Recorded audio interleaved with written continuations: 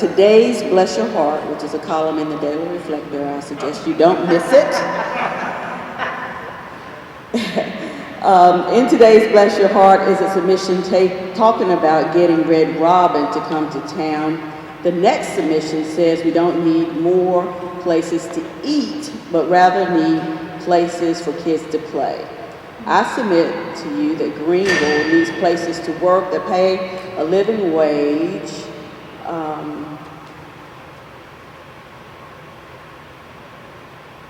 I'm stuck on that. A living wage.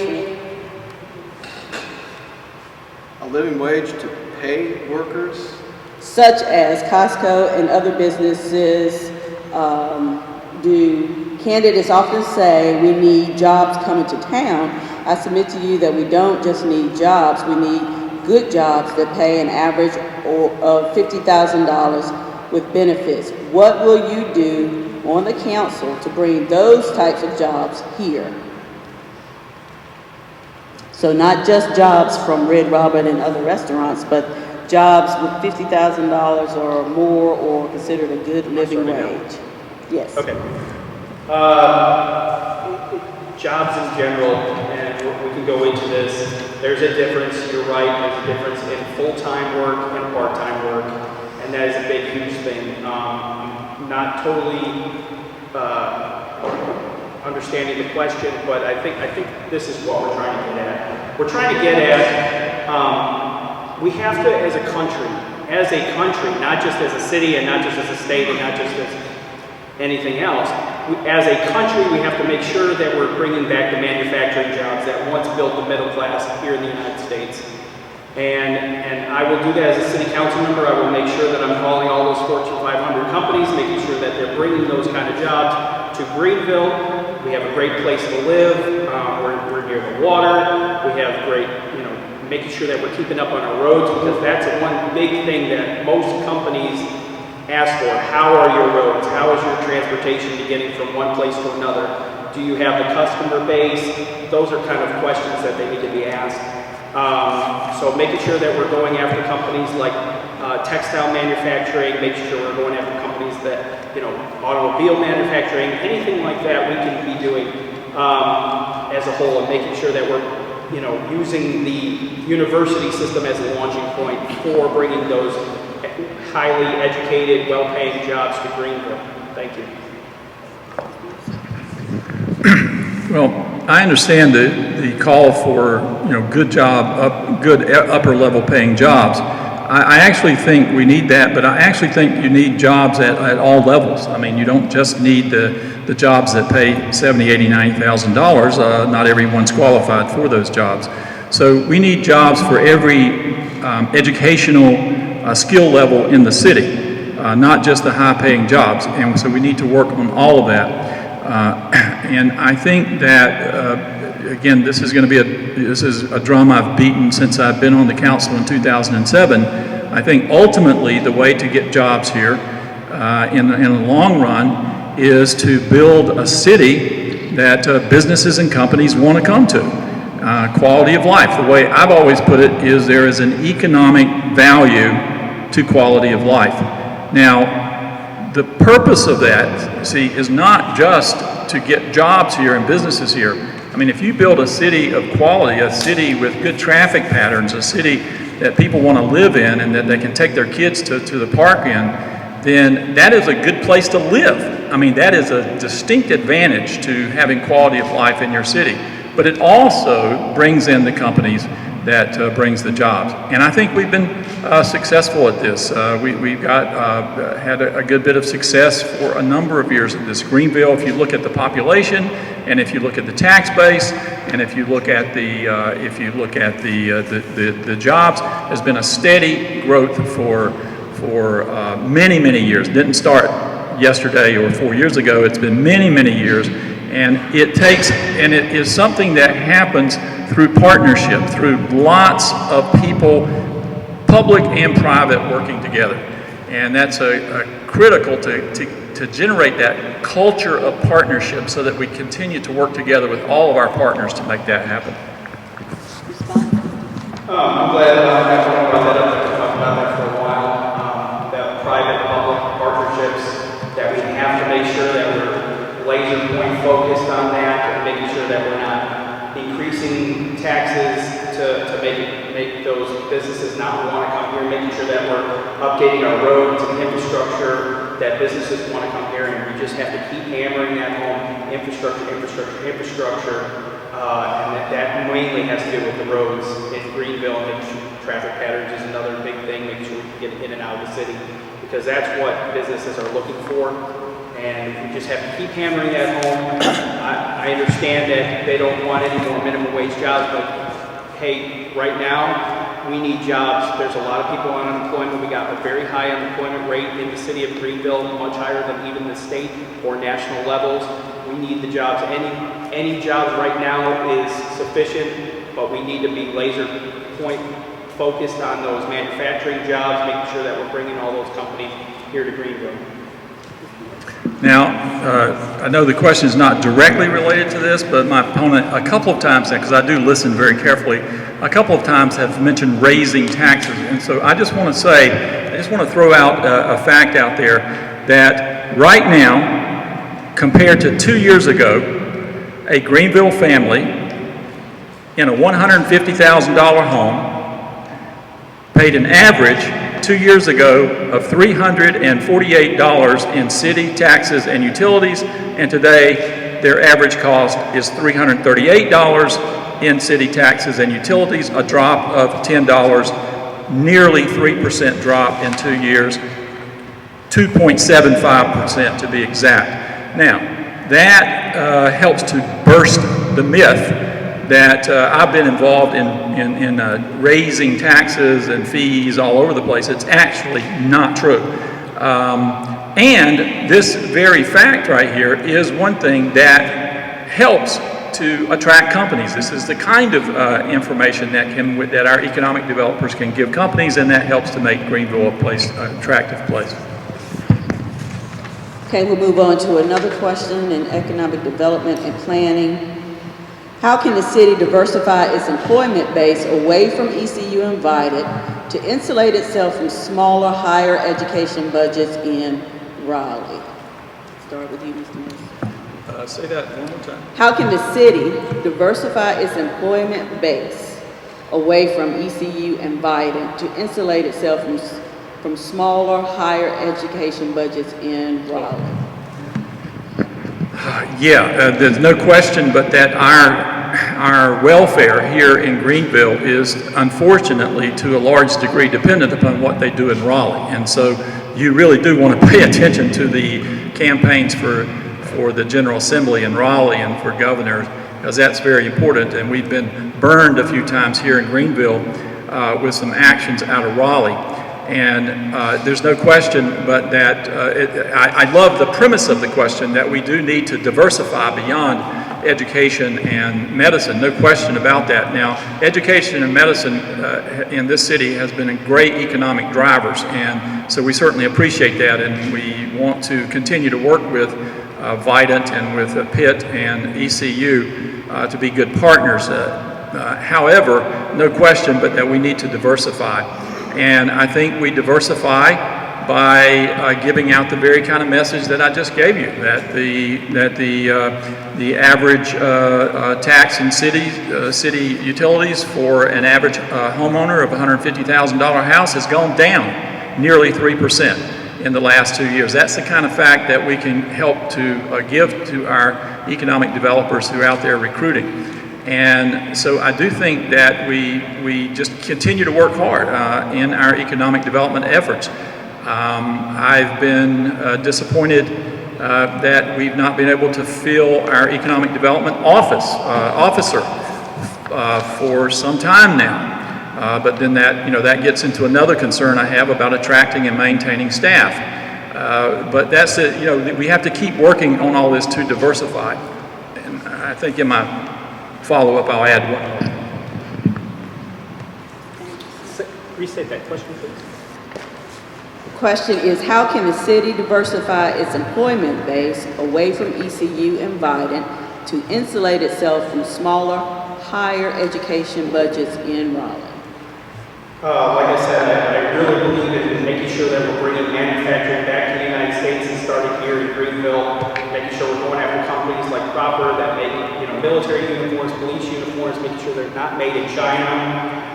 Working with our congressional leadership, whether it's Congressman Butterfield or Congressman Jones, making sure that we're trying to solicit those companies to come here and, build companies right here in Greenville, making sure that we're not losing those jobs to the Research Triangle or something like that. I'm not sure where you get your facts, but you've raised taxes 12 times in the last 2 years.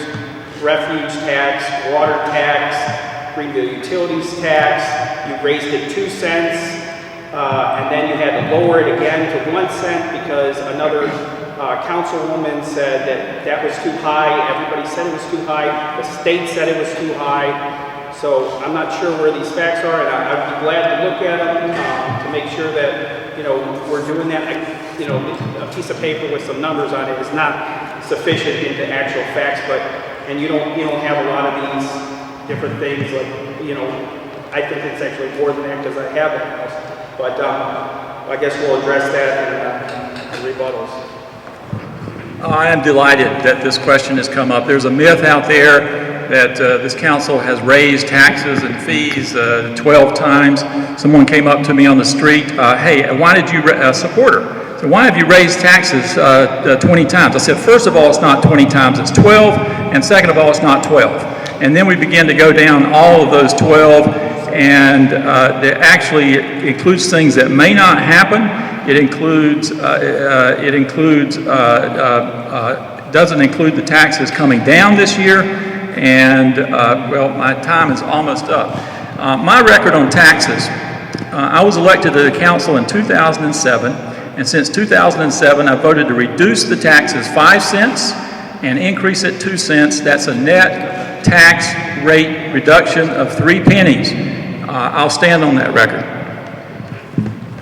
The state says that you raised taxes too high, and you had to reduce it this year. You raised it 2 cents, you brought it back down, you were going to raise it more. The city already said that they had enough money to cover it in the budget, and you still continue to raise taxes. The bond is a tax that you're pushing on the citizens of Greenville. You have to make sure that everything you look at is a tax.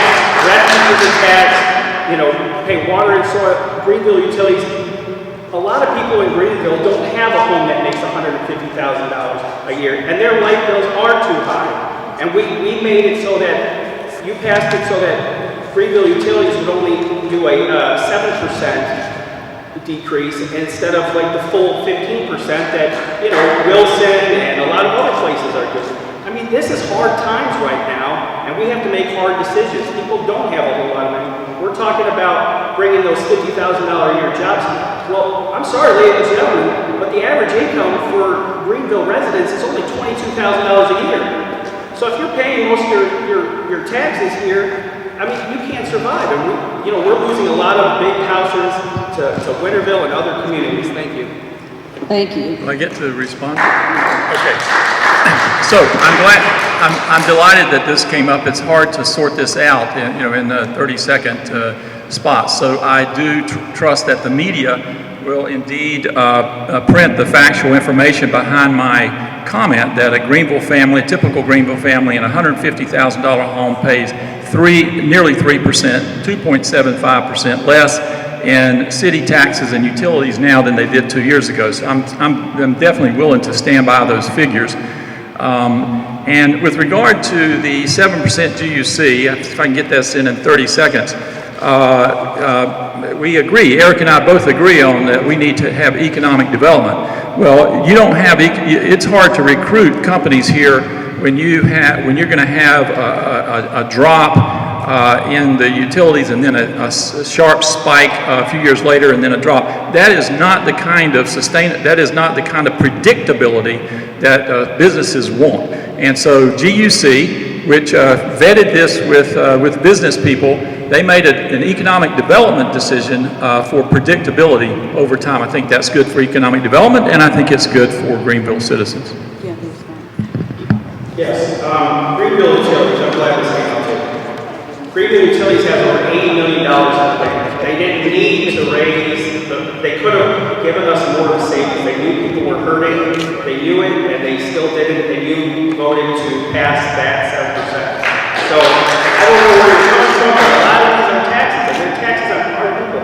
You keep bringing up a $150,000 home. Most Greenville residents don't have a $100,000 home. So I'm not sure where your $150,000, that's one tiny piece of Greenville. Okay, thank you. We'll move on to the next question, also dealing with economic development and planning issues. And we'll start with you, Mr. Anderson.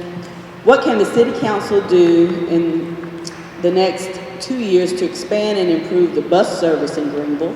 What prevents the Great Bus System from merging with ECU, Transit, and even PATS? I think that's a great question. I think we do need more bus service, especially to shift workers, which a lot of Greenville residents are. You know, we work till 10 or 11 o'clock at night. I know because I've managed several companies here in Greenville, whether it's Walmart or Harris Teeter or Kohl's, and I know that a lot of my associates, you know, they need that bus service. One big thing, that hurdle that we're going to have to get over with Vident is a private business. The Great System is a city run, and then you have ECU, which is actually state. So we're having to navigate through there, but we want to have a good plan that navigates all three of those entities and uses that bus service to bring down costs. Right now you can get 22 rides for $20. That's still right there in line with what it should be, but I'd like to see a year with passes and stuff like that, and maybe even some of the businesses and some of the employers helping out with that transportation issue. Thank you. Yeah, one of the things that's going to make a great progress on this point is the construction of the Intermodal Transportation Center, or GTAC, Greenville Transit and Activity Center, and that's one of the things that I am most proud of, that I helped get done, that I probably will never, get a lot of credit for, and that's fine, because a lot of that saving that project, a lot of that occurred behind the scenes, working with people.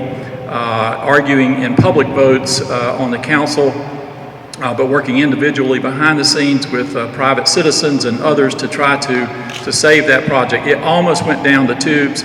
We had I was on a city council that there was not strong support for it, and that's one of the successes that I've been involved in, and it was a very, very difficult fight. And it's the kind of thing you want your elected officials to do, not necessarily get out and brag about what they've done, but actually do the job. And in that case, I was very pleased to work with many other people, some private citizens, to save that. And now everybody's on board for that. It's everybody's happy with it, and everybody's touting it. Even some people who in the past tried to fight it. But that's going to make a huge, huge difference, not only in as a footprint in West Greenville, but as a very nice intermodal center that's going to help combine many of our transportation systems. It's going to be an economic driver. It's going to help move us into a 21st century transportation program. And I have a little more to say about it when I have my follow-up. Any response, Mr.? No, I'd actually like to hear the follow-up. Okay. Yeah. With regard to merging the bus systems, I don't think I've ever said this publicly, but what the heck, I'll go ahead and say it. I think that needs to be done. I think it's important. It is inefficient, what we have, and we need to do it, but it is complicated. It is a complicated process. I won't go into all of the complications, but you've got to get a lot of people at the table, and you've got to work with them. You've got to have a background of relatedness with the different partners in order to bring them together and overcome the obstacles that will be in the way and the turf battles that will be in the way. I think that I have a history of working with people. I really want to work in partnership, and that's the way I try to do everything, and that's really what it's going to take. It's going to take leadership on the council, working in partnership, to doing some tough negotiations, but I really do believe that the Intermodal Center is going to provide a context for possibly, at least looking at that and giving that a real serious possibility. Okay, our last question on economic development and planning is, how would you draw businesses to West Greenville and north of the river areas without displacing its residents? I think this has to be one of the biggest priorities in our economic development plan, and we have to make sure that we have that in the Horizons plan and making sure that we are developing West Greenville and over the river. Over the river is prime for good paying jobs and manufacturing. Like I said, it's already got a lot of facilities there that we can build up on. I know I keep hitting this home, but manufacturing is the way to economic success for our country. It used to provide for billions of middle class, actual middle class jobs. We're talking $15 to $20 an hour jobs. And this is something that we can work on, and we have to have these private business partnerships, and you have to be focused. You have to go out and actually call these businesses and call these companies and speak to the president and be like, hey, I'd like you to come down here. We'll do whatever we can. If we have to wine and dine you, we'll wine and dine you, and making sure that you come over here and you love our city, and we have a lot to offer. We have educated workforce, we have a lot of workers here looking for jobs, and I truly believe, and I want to make sure that we're putting all we can into the 45 block restoration, making sure that we're doing more. We've let that ball just go down the court, and we haven't done enough. So I want to make sure that we're doing both those two things, making sure we're keeping families in their home, making sure that they're not getting displaced from that 10th Street connector business. I'm against the 10th Street connector. I think that it's a plan that it provides for more displacement of the homes that we talked about on Battle Street. Those used to be middle-class homes. Now they're impoverished homes. So we have to make sure that we're doing all we can to make sure that we're not creating this area where we just fly over the homes just because we don't want to look at that issue or problem anymore. So thank you. Well, I'll mention just a couple of programs, one new, one old. As far as the new program, we are working to develop a kitchen incubator in connection with Pitt Community College, and ultimately we hope this will provide jobs for food service workers and an opportunity for small business growth from home-based entrepreneurs. That's kind of a very specific program that you work on. A long, old, successful program goes all the way back to I think all the way back to the Pat Dunn administration, way before I got on the council, was our small business grants program. The governor came here and gave us an award for that. Has helped to start up programs in West Greenville and Uptown. The Gold Post Restaurant, which one of my favorites, is an example of a small business that participated in that particular grant program. Every section of the city has its own particular challenges. North of the river has its own particular challenges. Council members Smith and Glover have been great champions of that area. It is a challenge. It is a lot of flood area over there, and we have to sort of pinpoint and focus our efforts in order to address the needs in a way that's feasible to make it happen in north of river. But we certainly need to keep our focus on that, and I'm sure when the economic development officer comes that he or she will certainly have that on their radar. Any response, Mr. Anderson? Mr. Mercer, any more you want to add? No. Okay. All right, Mr. Mercer, we'll move on to, and you go to early vote starting tomorrow or on November 3rd on Election Day. You'll have a bond referendum, $15.85 million bond referendum to consider on the ballot. It'll cover street improvements, West Greenville Streetscape Project, enhancements to the 10th Street Connector, sidewalk additions, and the East Side Greenway extension, plus allows for $6.4 million in interest. So the first question on this is, do you support the bond proposal, and what, if anything, would you change about the projects in it if you could? I do support the bond program, and this bond was probably does not reflect what any single person on the council would have written. I was so excited. We have a tense council. We have our issues, and I was so excited when the night that we worked so very hard, give and take, back and forth, to come up with a 6-0 vote to support this bond. I was so excited. I said, okay, we can all join hands and go out and encourage our citizens to support this transformational bond that found common ground among a council that sometimes struggles to find that common ground. Now, unfortunately, that unraveled, and most people know why that unraveled, and in the next meeting it came back to a 4-2 vote. However, the mayor has now said publicly this bond must pass. So we have a majority of the council and the mayor saying this bond must pass, and I think it must. My goal all along was to try to find that common ground. Now, of course, I wasn't going to vote for anything that's stupid, but everything that was on the table was good for our city and good for Greenville in some way. And so my goal in the whole process, in that complicated meeting and since, or leading up to that meeting, was to find a package where we could get all of the council members on board. That was my goal. And we had it, we lost it, but now we have a majority on board.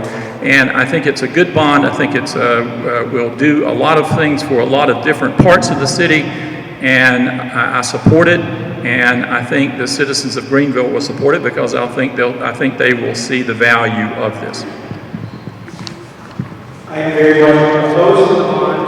I do not believe that as a Greenville taxpayer that we should be paying for pet projects.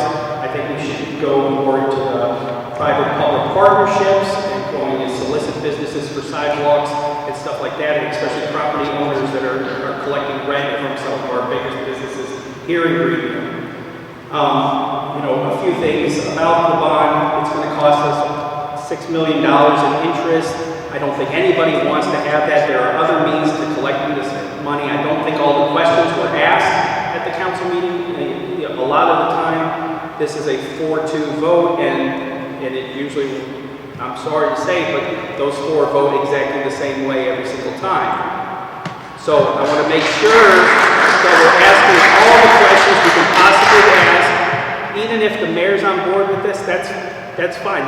He's not a voting member of the council, so I'm not sure why that was even brought up. But I know that we have to break apart this 4-2. Every time it's 4-2, there's nobody really asking the questions. Do we need this? Do we need this at this time? Were all the questions asked at the meetings? Were all the proposals that were asked? If you're saying that this is a compromise and it's a compromise that you don't even want, why are we still pushing it on the citizens? If it's going to cost this much in interest and we as the taxpayers are going to have to fit this bill, then we must have to make sure that everything on that is something that we all have to have, no ifs, ands, or buts. So thank you.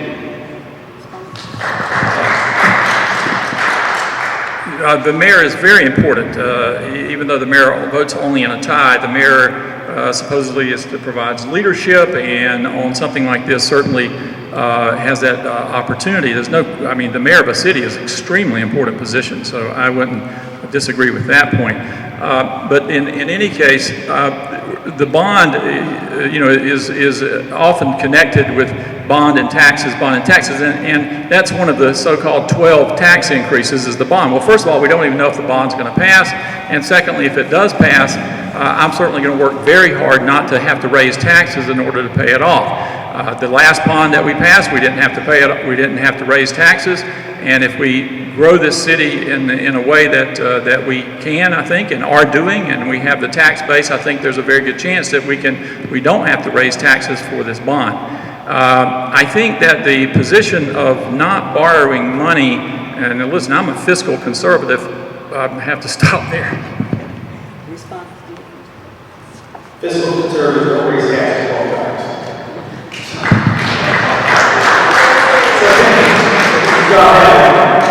But you should raise taxes only when it has to be necessary, and I don't believe that this is necessary at this moment in time. I don't think all questions were asked, and I don't want something that's passed that is purely a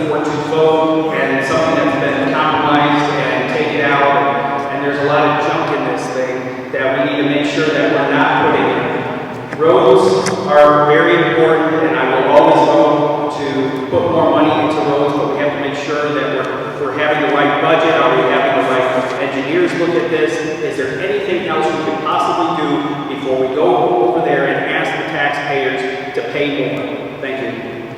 Okay, Mr. Anderson, start with you with this question from the audience.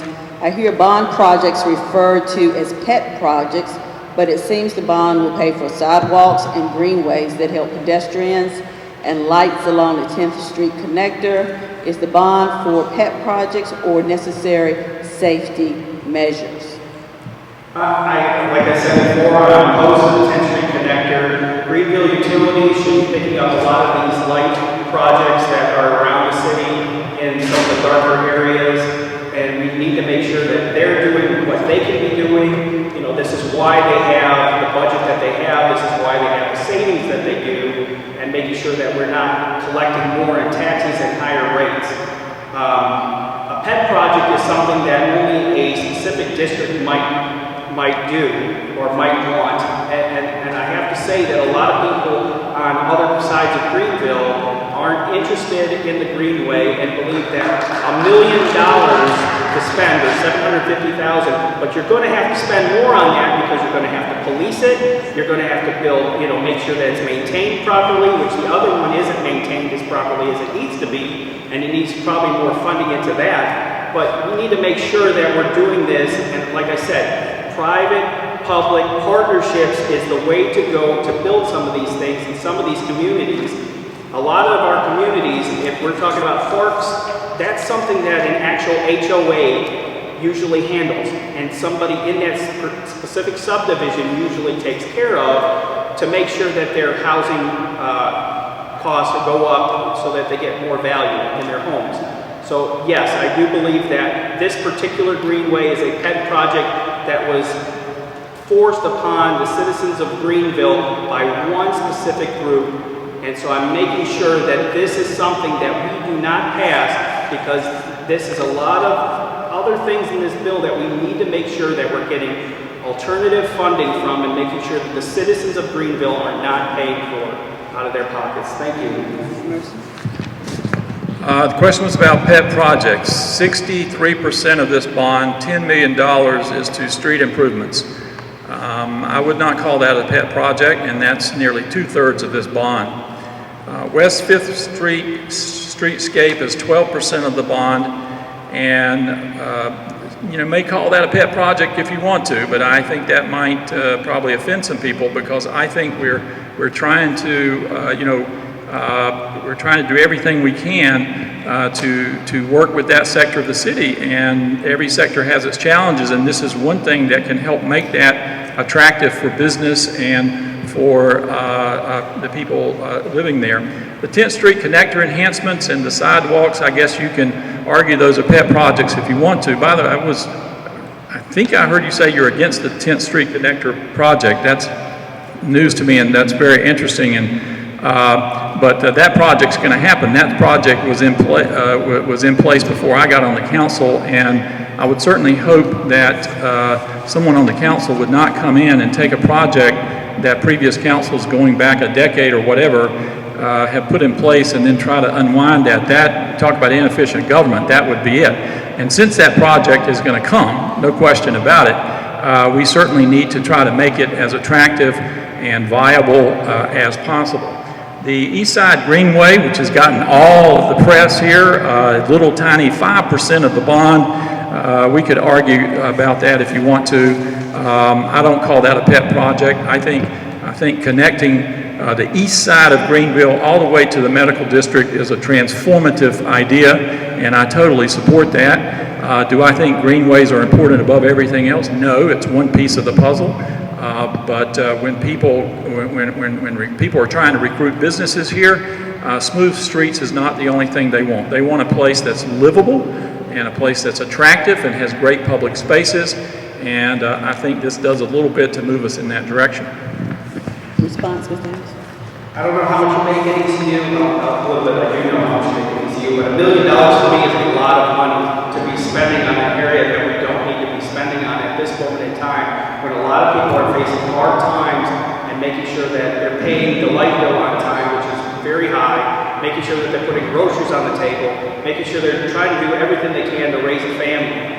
And we're spending money on this pet project. And I will say it is a pet project. project because there's only a certain group. You didn't even ask the homeowners that are in that area, do they want that? And a lot of them said they don't want the greenway to be built because they know how bad the upkeep was on the last greenway. So we have to make sure that we're doing projects in a manner that, and like I said, public-private partnerships, and making sure that we're asking the actual owners of these properties because they have a vested interest in these businesses, making sure that when we're doing the zoning for them, making sure that sidewalks are in place, making sure that they have a right turn lane so that they're not building up traffic on busy streets, making sure that they're doing everything possible that they can get their customers and their employees back and forth in a safe manner. Thank you. Well, I heard you say zoning and sidewalks, and we certainly, again, there's lots of things Erik and I are going to agree on. And I certainly think that that we need to have better planning so that sidewalks go in the beginning. However, we're in a situation where we don't have that in many parts of the city, and so we have to retrofit. This is exactly what I'm talking about, trying to avoid by good planning. However, this is something we can remedy, and we need to do that. And if my opponent, I mean, it's short-term thinking, I think, to think that you can save a little bit of money here and your city become less livable. Listen, I'm telling you, the people who we want to recruit here, earlier, one of the things we want are good-paying jobs and good industries. These professionals are not going to come to a place just because they've got smooth, nice streets. They are going to want some amenities. And so we have to think long-term, and we have to think big picture in order to try to build a city where we can build quality into that growth, or we're not going to get what we all say we want. Okay, we'll move on to our next question from the audience. It says, I am a GUC customer. I pay for electricity, gas, water, and sewer service. Should the money I pay be used to pave city streets? GUC is not a road building utility, Mr. Mercer. There's several pieces to this. One is that's not been a part of the conversation, and so let me get it into the conversation. And I'm not sure Erik says this, so I'm not, but I know there's some other person with a big pen and a big microphone out there who says this, who's running in another race, that we should use GUC money to pave city streets and all this. Now, here's a piece of this conversation that's not been in there. GUC does not serve just Greenville. It serves Farmville and Falkland and other municipalities in this county. And if Greenville starts making we're not going to be able to do it because the charter won't allow us. But even the concept of Greenville beginning to use GUC money or GUC savings for us, think about what if you lived out in Farmville? How's that going to ride with you? I mean, they're not going to like that, I don't think. And so this is a much more complicated, again, this is where it's easy to splash this rhetoric out there, which is really not well thought out. And so that's not a cash cow for us. And not only that, but, well, I'll stop there, but just to get that one point out there. Mr. Anderson? Just restate the question. Yeah. Says, I am a GUC customer. I pay for electricity, gas, water, and sewer service. Should the money I pay be used to pave city streets? GUC is not a road building utility. It should be used to pave city streets. A lot of the streets that we're talking about were actually budgets from the last 20 years, like we've talked about, that it's been poor city planning. Now, my opponent's been on there 8 years, so I can't say for the last 20 years that he's had anything to do with this. I'm just saying that over the last 20 years, we've had a lot more economic development than we could budget for, or that we wanted to budget for, per se, to match our economic growth. And a lot of politicians hide behind, they don't like to raise taxes, they do it in certain other ways with fees and that kind of thing. But I agree that Greenville Utilities is not a road building thing, and I think that for the most part, there's other things that Greenville Utilities could be doing, but I also agree that Greenville Utilities also has to have somewhat have a surplus, because like many of you that lost your power 3-4 years ago, when the hurricane came through here and it took 2 to 3 days, I want them working as fast and as quickly as possible to restore my power if anything goes down, whether it's a hurricane or a snowstorm or something like that, because that's what those budgets are for, and we can't cut into those budgets, and I understand that. And I've heard that go around that they can just borrow money from DUC like it was this like bank account, but I haven't been saying it, and I don't think he's accused me of saying that. But thank you. Yeah, good. And just to, that we, as a united front, maybe we can make this point. And so let me make another point, is that the last thing the citizens of this city need, and the last thing the economic development efforts of this city needs, is for Greenville utilities to be politicized. Let me tell you, that would be a disaster. You have a bunch of politicians sitting on the city council starting to month by month set rates. That is not what you want. Trust me, that is not going to be good for most anybody. GUC has on its board a city manager, an attorney, a developer, a business development consultant, a longtime plant manager, a top entrepreneur, the vice president, and is chaired by a highly respected businessman. It is a well-run business. They're vetting the fees, which we do disagree on. This reduction was vetted out in the business community, and it was vetted in a context of what's good for economic development as well as our customers, and it is a fairly well-run business, and we need to not to let that get off track, or it's going to be to the detriment of all of us, in my opinion. Sure. I don't think, maybe this wasn't clearly stated, I don't think we should micromanage GUC, but we do have some oversight over GUC, and making sure that, like we said, it was voted on, that rate was set at that level. We could have went back and said that, no, we're going to give more back to the citizens of Greenville. We chose not to as a council. I wasn't on that council, but they chose not to as a council, and that they're going to have to, obviously live with. But I don't think it should be politicized, but it's always going to be politicized because that's the nature of, because that's the first thing that most people see. They see their rates go up, and that's the first thing they call you. And that's why there's some oversight over it. I don't want GUC to be a private company like a lot of people that are also on the council would like to see. Thank you. Okay, we'll move into our lightning round, where each candidate will have 1 minute to answer these questions. The first one, Mr. Anderson, for you. According to a community's needs survey conducted by UNC Chapel Hill and a focus group study conducted by Pitt Community College and the Human Relations Council, the common areas where newcomers to Greenville experience the most challenges are access to information, transportation, and lack of communication. How would you address these challenges? And again, they are access to information and services, transportation, and lack of communication. How would you address these challenges? Okay, we'll take it in steps. Information would probably be the first one that I will talk about. Information meaning making sure that we're getting out to the Daily Reflector, making sure that we're talking to you, making sure that, WITN has everything that they need, and making sure that everything that goes on within the City Council, and making sure that the community is also engaged in decisions that the council is actually making. Transportation, we've addressed transportation. Obviously, we both agree that we need more of it, and we need to make sure that it's in the right areas at the right time at the right place. So we're trying to fix that one. The last one was, please.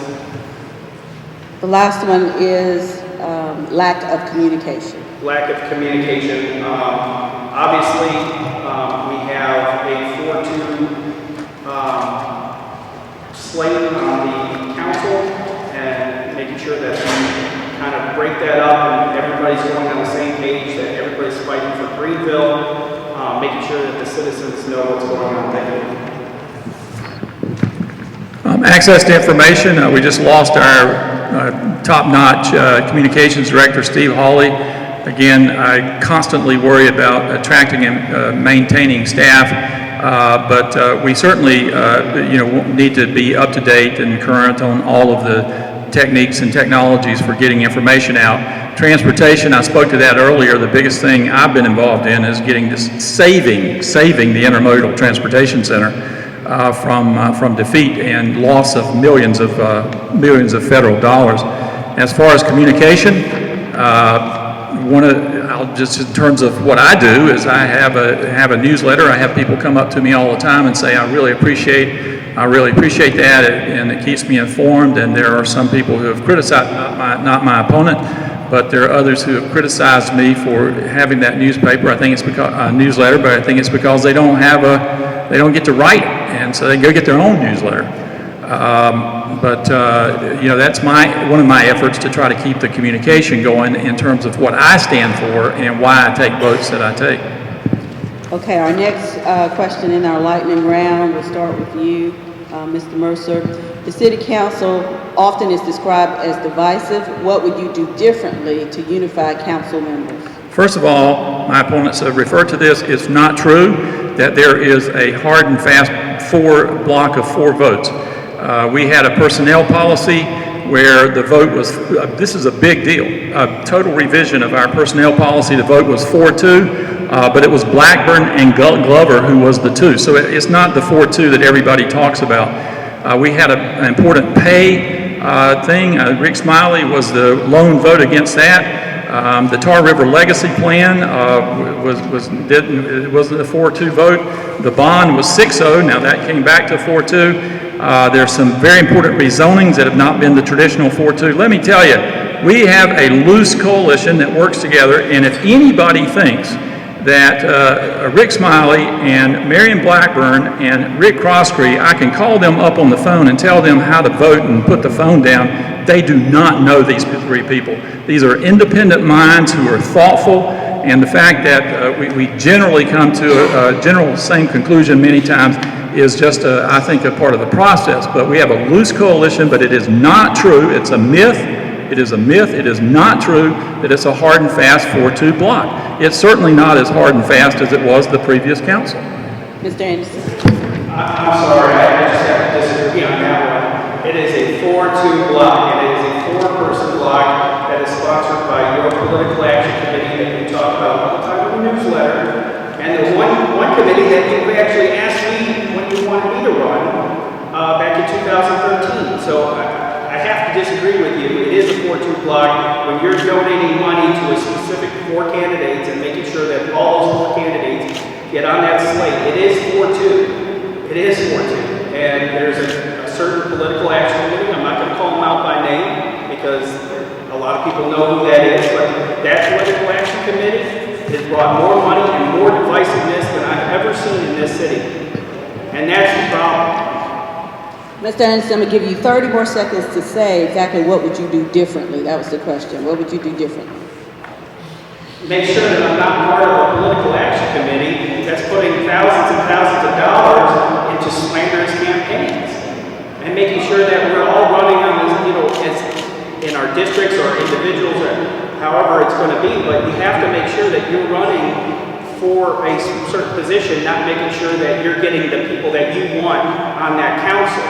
And I see that all the time, is that a certain group is paying for people to be on that council. Thank you.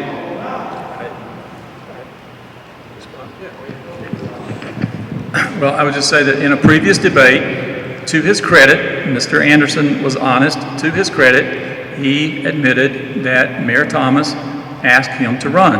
And so, I worry about these, these kinds of lineups. I think you need to worry about that kind of lineup. Mr. Anderson, you respond?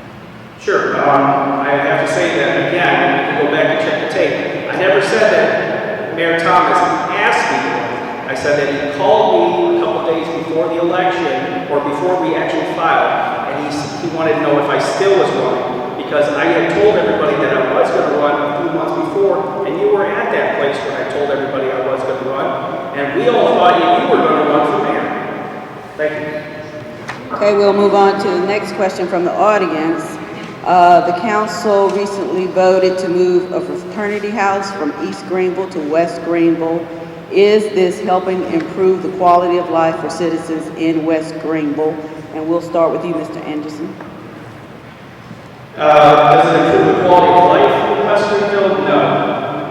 This was a deal that was done to basically facilitate an individual for building a certain complex, but it does not help the citizens of West Greenville because they're putting it over there because they know that for a fact that most people won't complain that there's a fraternity house in their area. But no, it is not helping the citizens of West Greenville.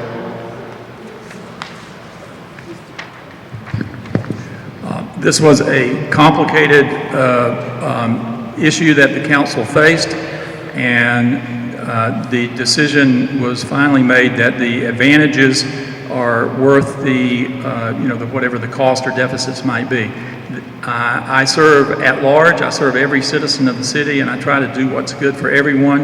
I do, when there is something in a particular district, I do certainly listen to the person in that district and consider, what their considerations. My understanding, and I think I'm safe in saying this, that Councilmember Smith supported this, Councilmember Glover supported this, and that did weigh into my decision. It was not one of the easy votes that I took, but it was complicated.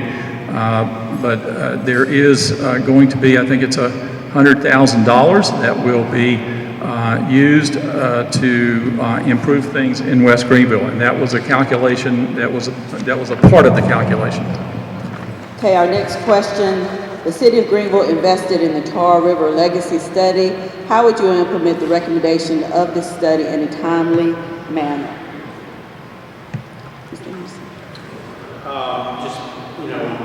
I have to go back and look at the study. I haven't read the whole thing, so I can't say how I implemented it in a timely manner.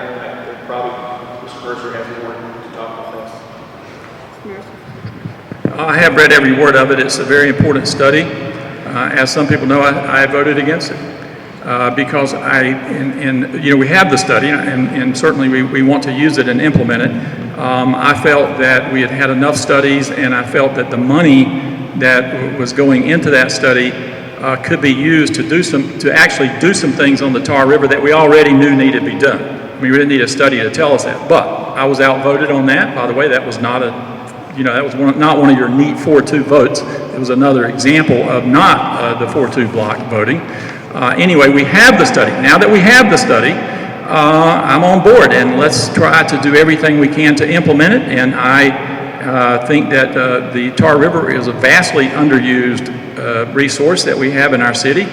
This council has already worked to start doing some things down at the boat ramp and so on. And so there are things that are unfolding from that plan. Certainly we're not doing it as fast as I would like to, but we are working to implement that plan. Today's Bless Your Heart, which is a column in the Daily Reflector, I suggest you don't miss it. In today's Bless Your Heart is a submission talking about getting Red Robin to come to town. The next submission says we don't need more places to eat, but rather need places for kids to play. I submit to you that Greenville needs places to work that pay a living wage.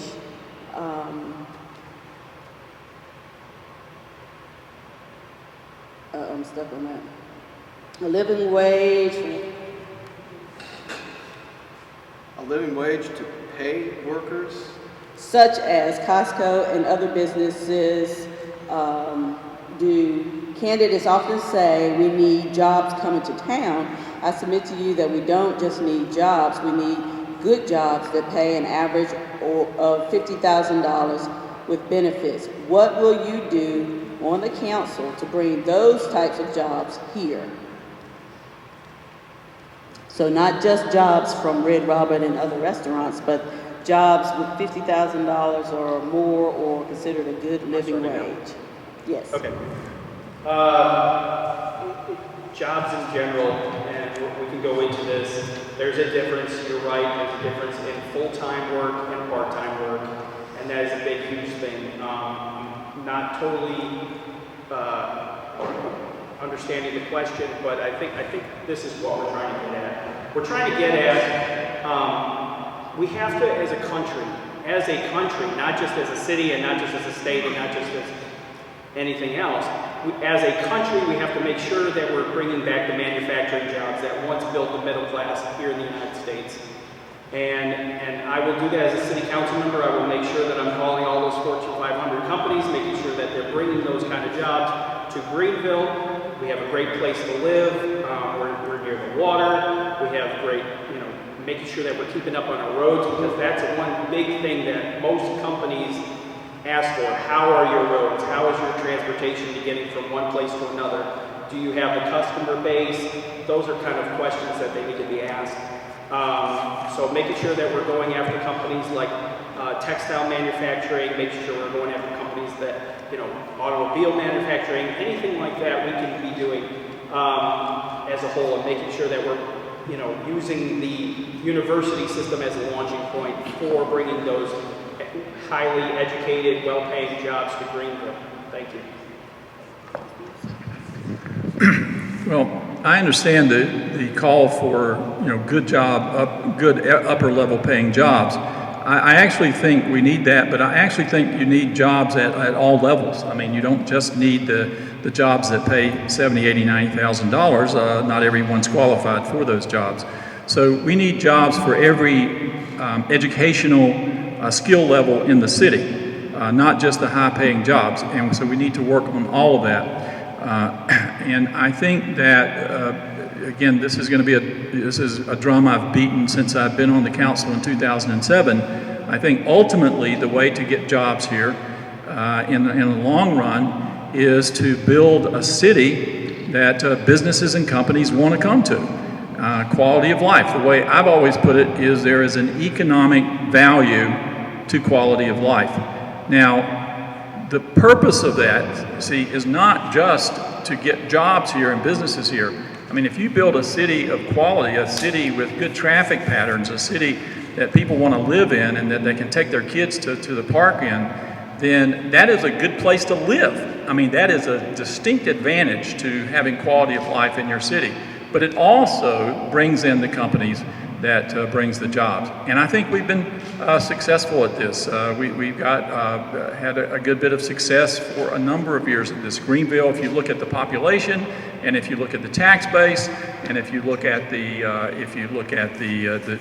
jobs, has been a steady growth for many, many years. Didn't start yesterday or 4 years ago. It's been many, many years. And it is something that happens through partnership, through lots of people, public and private, working together. And that's critical to generate that culture of partnership so that we continue to work together with all of our partners to make that happen. I'm glad that brought that up. I've talked about that for a while.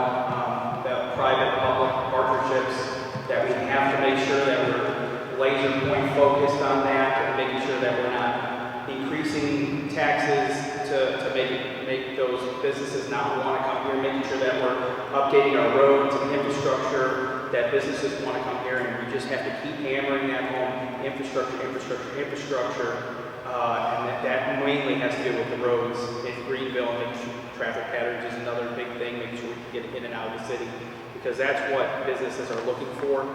And we just have to keep hammering that home. I understand that they don't want any more minimum wage jobs, but hey, right now, we need jobs. There's a lot of people on unemployment. We got a very high unemployment rate in the city of Greenville, much higher than even the state or national levels. We need the jobs. Any jobs right now is sufficient, but we need to be laser point focused on those manufacturing jobs, making sure that we're bringing all those companies here to Greenville. Now, I know the question is not directly related to this, but my opponent a couple of times, because I do listen very carefully, a couple of times have mentioned raising taxes. And so I just want to throw out a fact out there that right now, compared to 2 years ago, a Greenville family in a $150,000 home